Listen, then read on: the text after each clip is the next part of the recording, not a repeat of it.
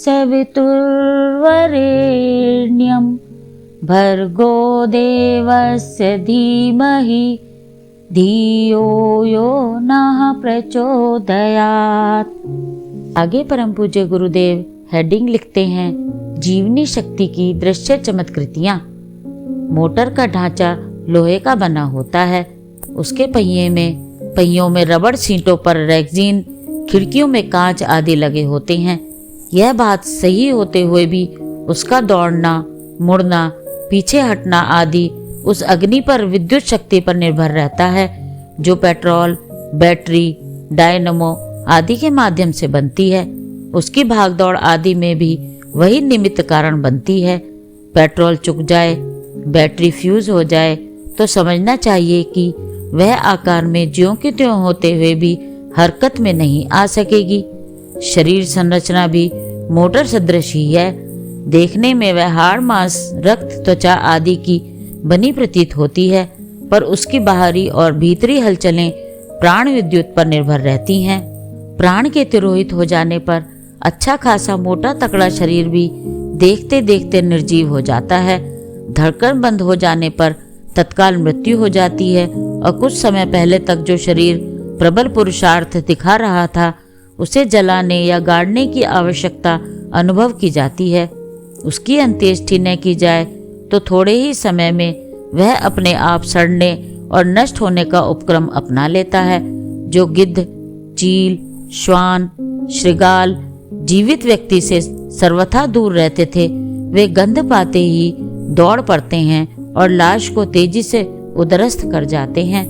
शरीर में बाहर से तो उसके हाथ, पैर, नाक, कान आदि काम करते दिखाई पड़ते हैं, पर वस्तुतः जीवन आंतरिक ऊर्जा पर निर्भर रहता है। अदृश्य ऊर्जा, जीवनी शक्ति, चेतना, प्राण विद्युत आदि नामों से जानी जाती है।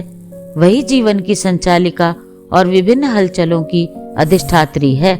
स्वास्थ्य संतुलन और पुरुषार्थ पराक्रम इसी पर निर्भर रहते हैं। वह बड़ी चढ़ी हो तो व्यक्ति एक से एक बढ़कर पराक्रम दिखा पाता है, परंतु यदि उसमें दुर्बलता, न्यूनता अथवा विकृति बढ़ने लगे तो शारीरिक ही नहीं मानसिक रोग भी व्यक्ति को देखते देखते धर दबोचते हैं। चिकित्सक रोग निवारण या दुर्बलता शमन के लिए अपने अपने ढंग से निदान और उपचार करते हैं। वैद्य वात, पित्त, कफ को असंतुलन का कारण बताते हैं। हकीम उसको आदि, बादी, खादी प्रकृति के नाम से पुकारते हैं। होम्योपैथी में विष से विष का निवारण करते हैं। बायोकेमिक वाले अमुक लवणों की कमी को प्रधान कारण मानते हैं। क्रोमोपैथी में रंगों का असंतुलन मूल कारण है। एलोपैथी वाले विषाणुओं का आक्रमण बनाते हैं। उपचार भी निदान के अनुरूप मारक या शामक औषधियों द्वारा किया जाता है। परिणाम तत्काल जादू चमत्कार दिखाने के अतिरिक्त और कुछ होता नहीं। इन दिनों प्रशिक्षित चिकित्सकों की भी बाढ़ आ रही है। अनुभव की दुहाई देने वाले अनगढ़ उपचार को का तो कहना ही क्या। सरकारी अस्पताल, प्राइवेट क्लिनिक, दवाखाने अन्य उद्योगों की तुलना में अधिक तेजी से खुल रहे हैं। साथ ही रोगियों की संख्या इतनी तेजी से बढ़ रही है मानो अब दुनिया में सर्वथा निरोग कहे जा सकने वाले व्यक्ति रहे ही नहीं गए। इलाज सभी करते हैं, पर कुछ दिन चमत्कार दिखाने के उपरांत सभी उपचार निरर्थक हो जाते हैं। मरीज एक से दूसरे चिकित्सक का दरवाजा खटखटाते मौत के दिन पूरे करता है। चिकित्सक भी इस स्थिति से प्रसन्न नहीं है। पुरानी दवाओं को कम महत्व की मानकर वे नई नई दवाएं खोजते और उसको नए आविष्कार कहकर उत्साह भरा ढिंडोरा पीटते रहते हैं। इतने पर भी डाक के 3 पात ही रहते हैं। पर्यवेक्षणकर्ता एक स्वर से बताते हैं कि रोगियों की किस्में, नए रोगियों की संख्या इतनी तेजी से बढ़ रही है कि चिकित्सा क्षेत्र के अधिष्ठाता हतप्रद हैं और अपनी पराजय को स्वीकार करने की अपेक्षा सशक्त विषाणुओं के तूफानी आक्रमण, मौसम परिवर्तन, रोगी के असंयम आदि के ऊपर दोष मढ़कर अपनी असफलता पर पर्दा डालने की प्रवंचना रचते रहते हैं। पुराने जमाने में बुखार, खांसी, दस्त आदि सीमित रोग थे, पर अब तो उनका वर्गीकरण बड़ी चढ़ी रोग तालिका के रूप में प्रस्तुत किया जाता है। उनकी विभीषिका भी बड़ी चढ़ी है। दमा, अल्सर, मधुमेह, उच्च रक्तचाप से लेकर एड्स और कैंसर जैसे भयानक रोगों का ज्वार बढ़ता जाता है। भाटा आने और उतार दीख पड़ने की प्रतीक्षा निराशा बनकर रह जाती है। कब्ज, जुकाम, अनिद्रा जैसे रोगों का तो कहना ही क्या, वे तो नए फैशन के रूप में एक से अनेकों पर अपना आधिपत्य जमाते देखे जाते हैं। उपचारकर्ता अपनी पराजय की झेप मिटाने और रोजगार चलाने के लिए बढ़ चढ़कर प्रशंसा करके उपचार बचाव आदि का लबादा ओढ़ते रहते हैं, पर सच्चाई अपनी जगह पर बड़ी रहकर पूछती है कि चिकित्सा तंत्र जब तूफानी गति से बढ़ रहा है तो सर्वसाधारण को आरोग्य रक्षा का आश्वासन क्यों नहीं मिलता। इस असमंजस के निवारण के लिए तनिक अधिक गहराई में उतरने की जरूरत है। खोजों का अंतिम निष्कर्ष आज या कल एक ही निकलने वाला है कि मनुष्य की जीवनी शक्ति बेतरह घट रही है एवं वही स्थिति व्याधियों को आमंत्रित कर रही है। यह स्थिति वस्तुतः दयनीय है। रोगी को अपराधी न कहा जाए तो कम से कम अभागा तो कहा ही जाएगा। वह जीवन के वास्तविक लाभ, प्रगतिशीलता के रसास्वादन से प्राय वंचित ही बना रहता है। स्थिति चिंताजनक है, विशेषतया तब जब लोगों में से अधिकांश तीव्र या मंद शारीरिक रोगों से घिरे पाए जाते हैं। भीतरी जीवनी शक्ति की दुर्बलता, घटोत्तरी एवं विकृति को यदि दुर्बलता, क्षीणता, रुग्णता का प्रमुख कारण ठहराया जाए तो यह उचित ही होगा। इन दिनों यही उपक्रम चल रहा है और आरोग्य की दृष्टि से लोग दिन दिन दुर्बल बनते जाते हैं। अस्वस्थता आज की सबसे बड़ी समस्या है। उसके कारण पुरुषार्थ, प्रगति करने के परिणाम उपलब्ध कर सकना कठिन पड़ता है। जो स्वयं दूसरों को की सहायता चाहता है, जो स्वावलंबन तक संजो नहीं पाता, तो वह प्रगति कैसे करेगा। यह सत्य कोई समझे या ना समझे, पर जीवट की कमी एक ऐसी विडंबना है कि जिसके कारण मनुष्य जीवित रहते हुए भी एक प्रकार से पूर्ण मृतक ही नहीं तो अर्ध मृतक जैसा तो निश्चित रूप से बनकर ही रहता है। शरीर देखने में सही होते हुए भी निर्जीव, निस्तेज, मस्तिष्क शिक्षित होते हुए भी कठिनाइयों से उबर पाने में असमर्थ और प्रगति की इच्छा चेष्टा करते हुए भी असफल रहता है। इसके पीछे एक ही व्यवधान काम करता है कि उस ऊर्जा का अनुपात एवं स्तर घटा हुआ रहता है जो प्रसन्नता, प्रफुल्लता, समर्थता और सफलता की जन्मदात्री है। शरीर की कमजोरी, बीमारी, निराशा, उद्विग्नता के प्रत्यक्ष कारण जो भी हों, पर वास्तविकता यह है कि जीवट घट जाने की ही यह समस्त परिणतियां हैं। जब तक मूल कारण को समझा और उसका निराकरण न किया जाए, तब तक शरीर क्षेत्र की दुर्बलता से लेकर मानसिक खिन्नता, विपन्नता तक से छुटकारा पा सकना संभव न हो सकेगा।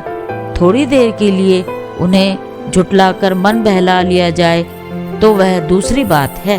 जीवन शरीर और मन तक ही सीमित नहीं है, उसमें पग पग पर अवरोधों से जूझना भी पड़ता है और अपने ढंग से अपनी प्रगति के लिए रास्ता खुद ही बनाना पड़ता है। इसके लिए अभीष्ट शक्ति सामर्थ्य न हो तो कुछ करते धरते ही नहीं बन पड़ता।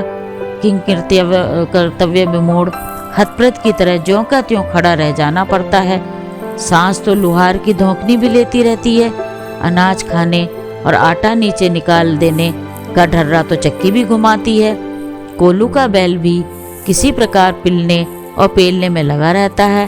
भूत पलीत मरघट में रहकर एकाकी डरने डराने का जाल जंजाल बुनते रहते हैं, पर यह सब कुछ मनुष्य जैसे असाधारण शक्ति संपन्न सृष्टि का मुकुटमणि कहलाने वालों को शोभा नहीं देता। उसे कुछ ऐसा करना चाहिए जिसके साथ उठने, उठाने की, बढ़ने और बढ़ाने की प्रक्रिया जुड़ी हुई हो, जिसे अनुकरणीय और अभिनंदनीय होने का सुयोग, सौभाग्य और सम्मान मिल सके। पर ऐसी प्रगतिशीलता किसी भी क्षेत्र में मिल तभी सकती है जब आंतरिक ऊर्जा साथ दे, जीवट की परिणति ओजस, तेजस और वर्चस्व में हो और उनके विकसित होने की व्यवस्था बन पड़े। मानवीय सत्ता के 3 पक्ष हैं, शरीर, मस्तिष्क और अंतःकरण। इन्हीं को स्थूल, सूक्ष्म और कारण शरीर कहते हैं। इनमें काम करने वाली जीवट को ही प्राणाग्नि, लोगोस, बायो इलेक्ट्रिसिटी, जीवनी शक्ति, विद्युत चेतना आदि नामों से जाना जाता है। यही क्रमशः ओजस, तेजस और वर्चस्व कहलाते हैं। उनकी सामान्य संतुलन आरोग्य के नाम से जाना जाता है। इसे सही स्थिति में रखना भी स्वास्थ्य रक्षा, समर्थता, बलिष्ठता आदि नामों से जाना जाता है। आंतरिक स्तर पर उसका सुनियोजन ही प्रतिभा के रूप में प्रकट होता है। इसे गिरा देना, संभाले रखना या प्रखर बनाना पूर्णतया मनुष्य के अपने हाथ में है। यह प्रक्रिया किसी बाहरी सहायता पर निर्भर नहीं होती। भाग्य, अनुवांशिकी, शाप या वरदान इसमें हस्तक्षेप नहीं कर पाते। पिछला कर्म आज के भाग्य के रूप में सुख दुख भर दे सकता है। प्रतिभावान दुख को भी विकास का आधार बना लेते हैं तथा प्रमादी सुख को भी पतन का कारण बना लेते हैं। जीवट प्राणाग्नि के विकास की प्रक्रिया हर स्थिति में चलती रह सकती है। आरोग्य का उद्गम यही है। नस नाड़ियों, मांसपेशियों, जीव कोशों में इसी का प्रभाव काम करता देखा जाता है। रोग निरोधक शक्ति यही है। इसी को टॉनिक के समतुल्य बलवर्धक स्थिति में देखा जाता है।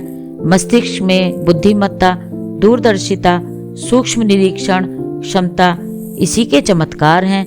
वरिष्ठों, साहसियों, वैज्ञानिकों, कलाकारों एवं विशिष्ट जनों में इसी शक्ति को काम करते देखा जा सकता है। अंतःकरण में भाव संवेदनाओं के रूप में भी इसी को देखा जाता है। करुणा, सहिष्णुता और आदर्शवादी सराहनीय कृत्यों में इसी को गरिमा का परिचय मिलता है।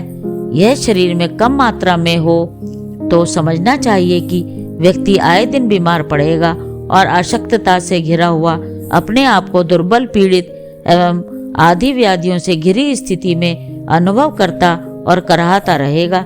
मस्तिष्क में इसका अनुपात कम हो तो उसे अस्त व्यस्त, अनगढ़, असभ्य, अर्धविक्षिप्त, हल्के स्तर का समझा जाएगा।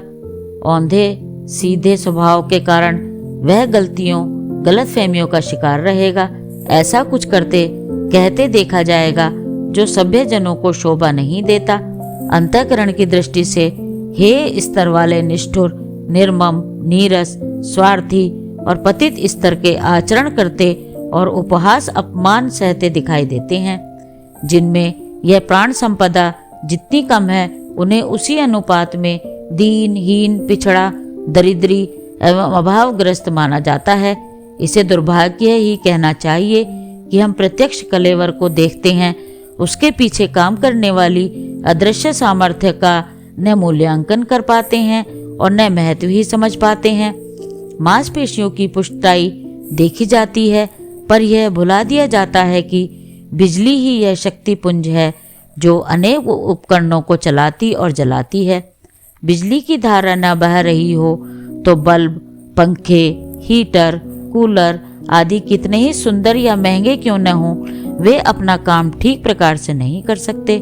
इसी प्रकार जीवट की संजीवनी के कम पड़ जाने पर शरीर, मन, अंतःकरण सभी गड़बड़ा जाते हैं।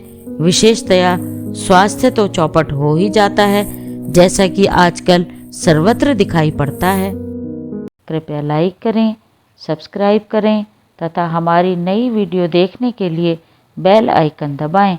धन्यवाद।